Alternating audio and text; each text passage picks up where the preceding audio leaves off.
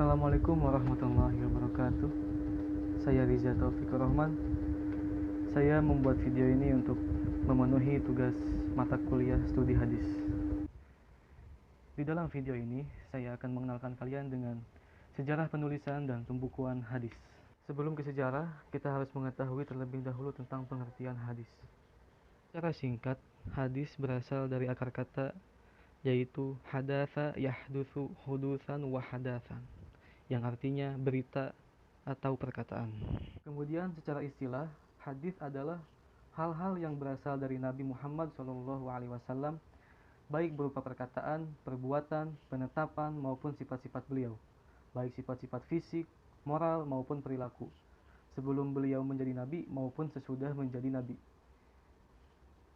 Secara umum, hadis terbagi menjadi 3, yaitu hadis qauliyah, hadis fi'liyah, dan hadis taqririyah. Itu pengertian hadis secara umum dan singkat. Kemudian, bagaimana dengan sejarah penulisan dan pembukuan hadis? Diawali dari tahun 13 sebelum Hijriah sampai 11 Hijriah. Sebelum datangnya agama Islam, bangsa Arab tidak dikenal sebagai kemampuan membaca dan menulis, sehingga mereka lebih dikenal sebagai bangsa yang ummi, tidak bisa membaca dan menulis. Namun, bukan berarti semua orang tidak bisa membaca dan menulis. Ada sejumlah orang yang bisa membaca dan menulis. Contohnya adalah Adi bin Zaid al-Abbadi, sudah belajar menulis hingga menguasainya. Kemudian pada masa Nabi SAW, tulis-menulis sudah tersebar luas, di mana Al-Quran sendiri menganjurkan untuk belajar dan membaca. Dan Rasulullah sendiri mengangkat para penulis wahyu yang jumlahnya mencapai 40 orang. Jadi, ketika Nabi menyampaikan wahyu, tidak mungkin dipalsukan atau ada yang salah karena banyak penulis wahyu, dan penulis wahyu tidak berani menyalahkan Al-Quran yang disampaikan oleh Nabi Muhammad SAW. Nama-nama mereka disebut dalam kitab At-Tartib Al-Idariyah. Bahkan dalam kitab Futuhul Buldan menyebutkan adanya sejumlah penulis wanita. Setelah para penulis semakin banyak di Madinah, setelah hijrah, setelah perang Badar, Nabi Muhammad SAW menyuruh Abdullah bin Sa'id al-Ash agar mengajar menulis di Madinah. Kemudian, bagaimana dengan penulisan hadis? Ada beberapa pendapat yang bertentangan dalam hal penulisan hadis. Sebagian menunjukkan adanya larangan penulisan, dan sebagian lain membolehkan adanya penulisan hadis. Seperti yang diriwayatkan Abu Sa'id al-Khudri, an Abi Sa'id al-Khudri anna Rasulullah sallallahu alaihi wasallam qala la taktubu anni wa ma kataba anni ghairal qur'ani falyamhu. Diriwayatkan dari Abu Sa'id al-Khudri bahwa Rasulullah sallallahu alaihi wasallam bersabda, "Janganlah engkau tulis tentang aku. Barang siapa menulis tentang aku selain Al-Qur'an, maka hapuslah." Hadis riwayat Muslim. Namun, pada kesempatan lain, Nabi Muhammad SAW membolehkan hadis untuk ditulis, seperti pada peristiwa Fathi Makkah. Nabi Muhammad SAW berkhutbah, kemudian seorang laki-laki dari Yaman bernama Abu Syah berkata, "Tulislah aku." Maka Rasulullah SAW bersabda, "Uktubu li Abi Syah." Tulislah aku Abi Syah. Hadis riwayat Al-Bukhari. Atas dasar perbedaan pendapat inilah para ulama berselisih pendapat dalam penulisan hadis. Ibnu Salah berkata, para ulama berselisih pendapat dalam penulisan hadis. Sebagian di antara mereka melarang penulisan hadis dan ilmu, serta menyuruh untuk menghafalnya, sedangkan sebagian yang lain memperbolehkannya. Mereka yang melarang penulisan hadis adalah Umar bin Khattab, Ibnu Mas'ud, Zaid bin Thabit, Abu Musa, Abu Sa'id al-Khudri, dan sekelompok lainnya dari kalangan sahabat dan tabi'in. Sedangkan yang memperbolehkan penulisan hadis adalah Ali bin Abi Thalib, Hasan bin Ali, Anas bin Abdullah bin Amr al-As. Bahkan Ali bin Abi Thalib, beliau memiliki sahifah atau buku catatan yang berisi hadis-hadis nabawi tentang hukum pidana, zakat, dan sebagainya. Dan Abdullah bin Amr bin As, beliau memperoleh izin dari Nabi untuk menulis hadis. Tulisan-tulisan hadisnya diberi nama As-Sahifah As-Sadiqah. Para ulama telah memadukan dua pendapat yang berselisih antara mereka yang melarang dan memperbolehkan penulisan hadis. Pada masa sahabat, penyampaian hadis dilakukan secara lisan dan hanya jika benar-benar diperlukan, yaitu ketika umat Islam benar-benar memerlukan penjelasan hukum. Khalifah Abu Bakar dan Umar bin Khattab menerima hadis dari orang per orang dengan syarat disertai saksi yang menguatkan.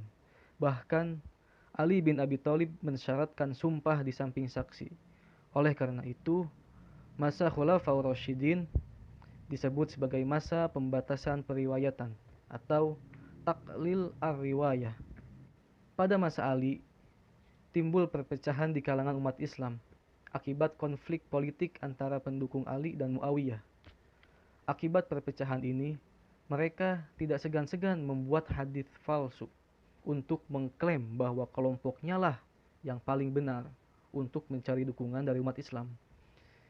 Dikarenakan perpecahan ini, masing-masing kelompok menolak hadis yang diriwayatkan oleh lawannya. Kelompok Ali menolak hadis dari Muawiyah dan kelompok Muawiyah menolak dari kelompok Ali. Ulama di kalangan sahabat tidak tinggal diam dalam menghadapi pemalsuan hadis ini.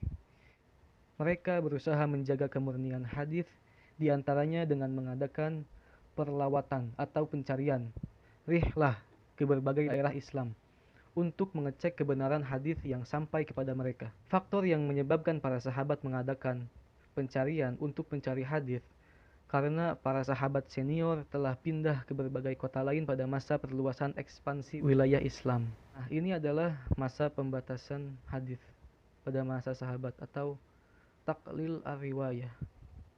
Kemudian pada masa tabi'in, abad kedua Hijriah, disebut masa pemodifikasian hadis. Menurut Khalifah Umar bin Abdul Aziz, khalifah pada masa itu, perlu adanya penghimpunan dan pembukuan hadis karena beliau khawatir lenyapnya ajaran Nabi Muhammad SAW setelah wafatnya para ulama. Hal-hal yang mendorong untuk melakukan pengumpulan dan pembukuan adalah tidak adanya larangan pembukuan, sedangkan Al-Quran telah dihafal oleh ribuan orang dan telah dikumpulkan serta dibukukan pada masa Khalifah Utsman bin Affan. Dengan demikian, dapat dibedakan dengan jelas antara Al-Quran dan hadis.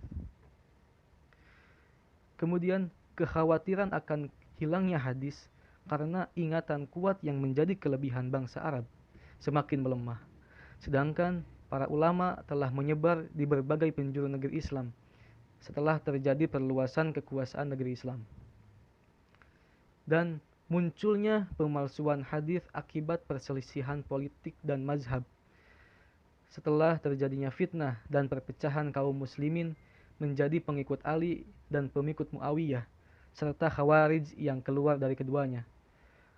Masing-masing golongan berusaha memperkuat mazhabnya dengan cara menafsirkan Al-Quran dengan makna yang bukan sebenarnya. Dengan demikian, Khalifah Umar bin Abdul Aziz menginstruksikan agar para ulama dan ahli ilmu menghimpun dan membukukan hadis.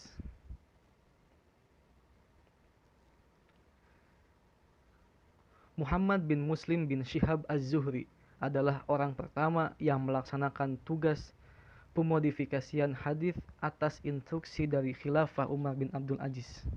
Akan tetapi, upaya pengumpulan ini belum menyeluruh dan sempurna karena Umar bin Abdul Aziz wafat sebelum Abu Bakar bin Hazm mengirim hasil pembukuan hadis kepadanya. Para ahli hadis memandang bahwa upaya Umar bin Abdul Aziz ini merupakan langkah awal dari pembukuan hadis. Mereka mengatakan pembukuan hadis ini terjadi pada penghujung tahun ke-100 pada masa Khalifah Umar bin Abdul Aziz atas perintahnya.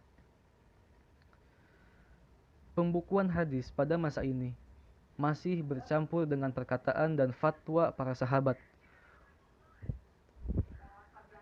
Buku-buku hadis yang muncul pada masa ini adalah Al-Musannaf yang disusun oleh Abdul Razak bin Hamzah Ash-Shahanani dan Abu Bakar bin Abu Shaybah. Yang kedua, Al-Muwatta yang disusun oleh Malik bin Anas. Yang ketiga Al-Musnad yang disusun oleh Ahmad bin Hambal.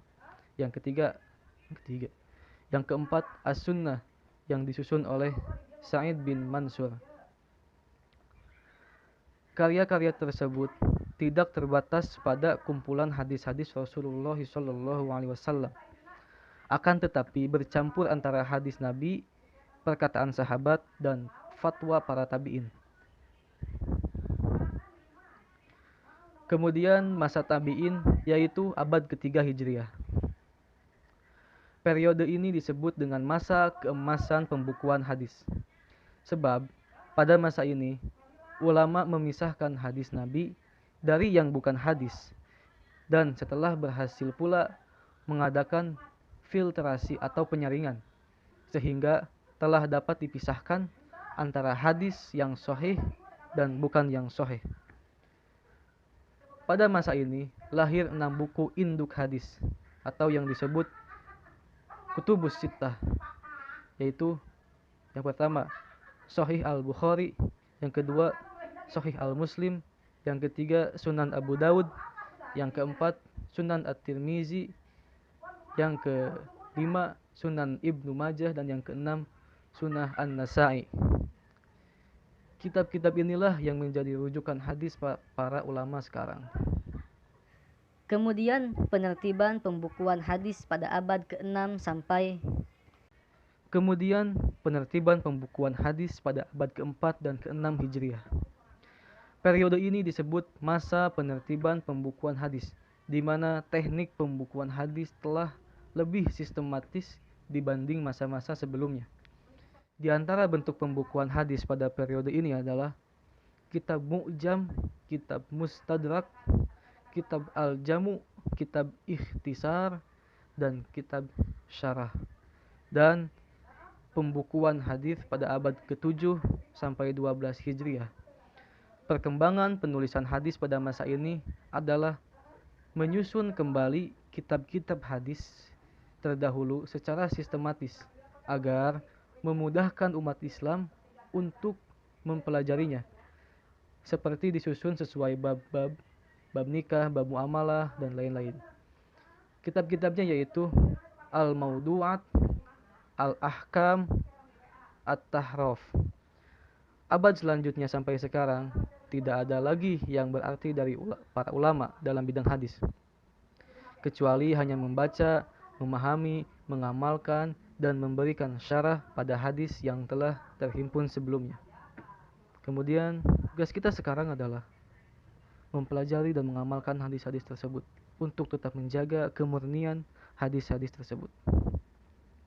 Terima kasih, saya Riza Taufik Rahman. Bila ada salah kata mohon maaf, jika ada kekurangan dan kekeliruan silahkan komentar di bawah. Gak usah di subscribe karena ini hanya tugas. Wabillahi taufiq wal hidayah. Wassalamualaikum warahmatullahi wabarakatuh. Halo, tes. Assalamualaikum warahmatullahi wabarakatuh.